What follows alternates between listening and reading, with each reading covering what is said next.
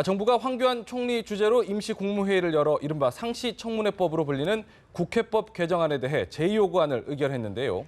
해외 순방 중인 박근혜 대통령은 전자결제로 제거할 것으로 예상됩니다. 청와대 취재기자 연결합니다. 윤석희 기자. 네, 정부가 오늘 오전 9시 황교안 국무총리 주재로 임시 국무회의를 열고 국회 상임위원회의 청문회 활성화를 골자로 하는 국회법 개정안에 대한 제2요구안을 의결했습니다. 국무회의에서는 의결에 앞서 법제처의 위헌 여부 판단과 각 부처의 의견 등을 보고받았는데요. 법제처는 국회법 개정안이 시행되면 상임위 차원의 수시 청문회 개최가 가능해지면서 행정부에 대한 과잉 견제로 헌법 정신에 위배된다는 결론을 냈습니다. 아울러 수시 청문회에 대한 행정 부담과 함께 기업인 증인 참고 등 민간의 부담도 고려된 것으로 알려졌습니다. 국무회의에서 제2요구안이 의결됨에 따라 해외 순방 중인 박근혜 대통령은 전자결제를 통해 제2요구안을 제거할 것으로 보입니다.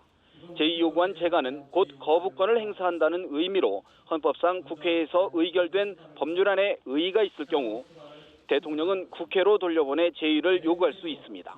대통령의 거부권 행사는 정부 출범 이후 74차례가 있었고 현 정부 들어서는 지난해 6월 국회법 개정안 이후 두 번째입니다.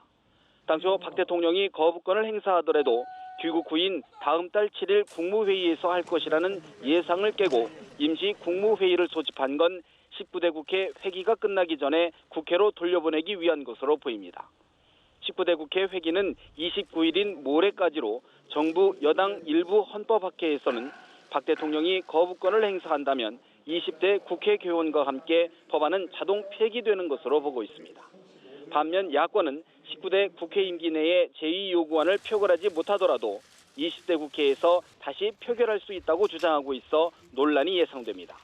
또 야당이 거부권 행사에 강하게 반대해왔던 만큼 20대 국회 개원을 앞두고 정국이 급속하게 경색될 것으로 우려됩니다. 지금까지 청와대에서 전해드렸습니다.